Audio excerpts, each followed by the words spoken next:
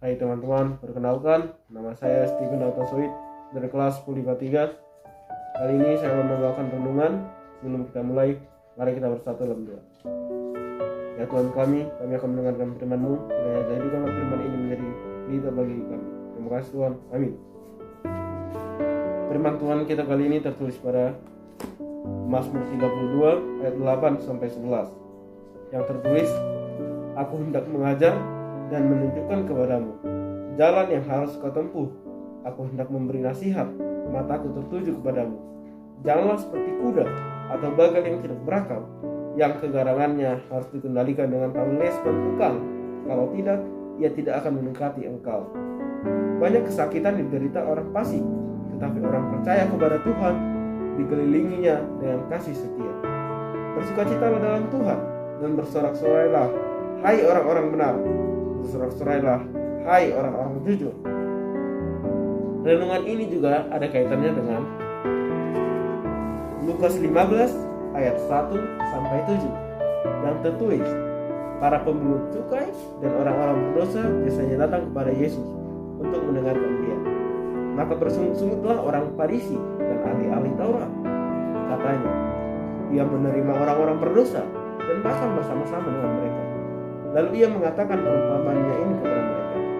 Siapakah di antara kamu yang memiliki 100 ekor domba, dan jikalau ia kehilangan 1 ekor domba, tidak meninggalkannya yang 99 ekor di padang gurun, dan pergi mencari yang sesat itu sampai ia menemukan? Dan kalau ia telah menemukannya, ia meletakkannya di atas bahunya dengan gembira.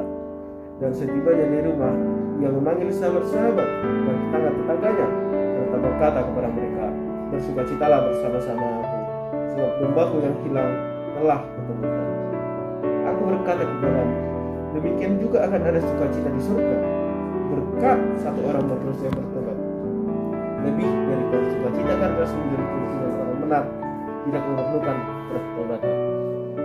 Topik kita kali ini adalah bersukacitalah dalam Tuhan, atau bisa kita bilang laetare.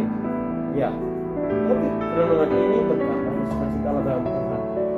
Gimana? Bisakah itu kita laksanakan?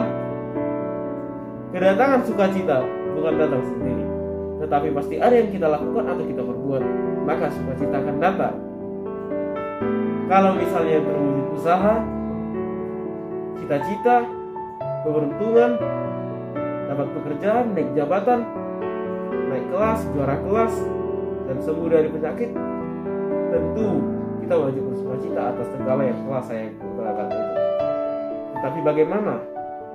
Itu hanya terdasarkan oleh kata keberhasilan, keberuntungan, dan kesuksesan. Tetapi kalau yang datang misalnya penyakit, perceraian, kerugian, dan tidak dapat pekerjaan, apakah kita pernah mendengar kata bersukacita dalam hal itu? Bahkan orang-orang tertawa atas pergumulan yang telah dihadapi orang itu. Lalu kalau begitu, apa sebenarnya ukuran dari bersukacita?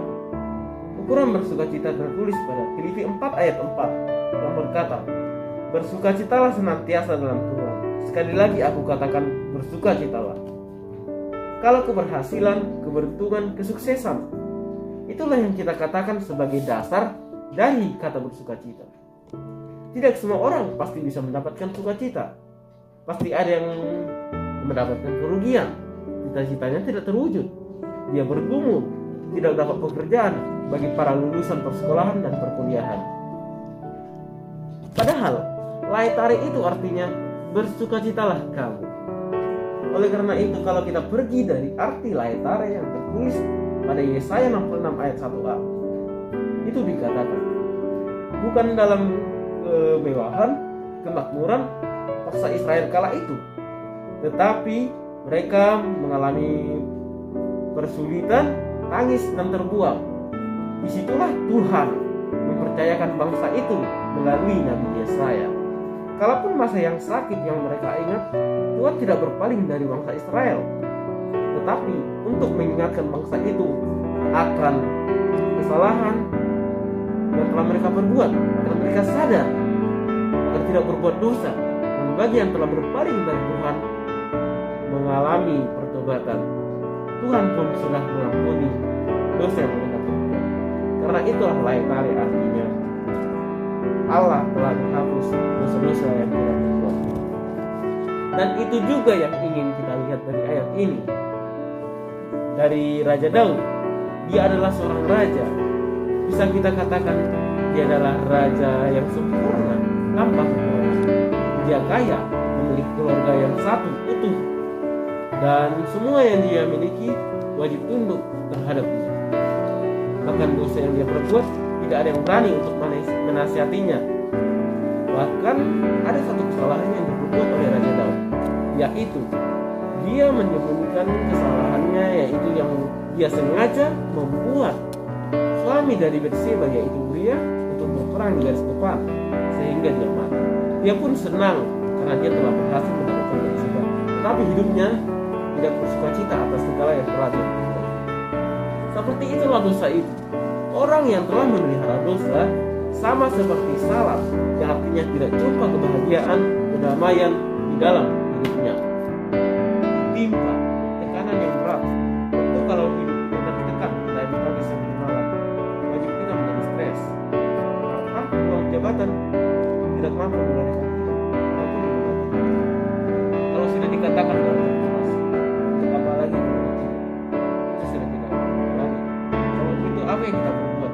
Karena dosa dan kejahatan itu, kekayaan pun tidak ada gunanya, uang pun tidak dapat memiliki kebahagiaan. Apa yang diperbuat?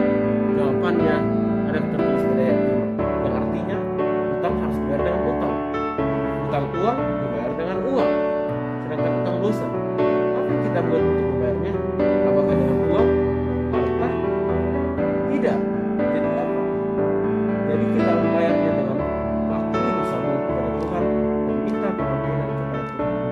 Dan kita katakan bersama, Tuhan, jadi aku mengambil uang itu dan dosa lagi kemudian lagi. Itu saja doa yang telah dilakukan. Itu tidak masuk dalam kategori pertobatan. Karena itu sama saja dengan kita melakukan dosa, kita melakukan pertobatan. Itu artinya tidak mengulangi kesalahan-kesalahan yang telah kita lakukan.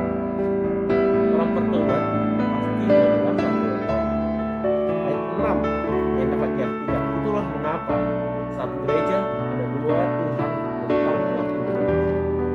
Ada pengampunan keselamatan Tuhan dan yang janjikan kepada kita orang yang mengakui kesalahannya. Lukas 15 ayat 7. Oleh karena itulah, oleh sebab itu, jangan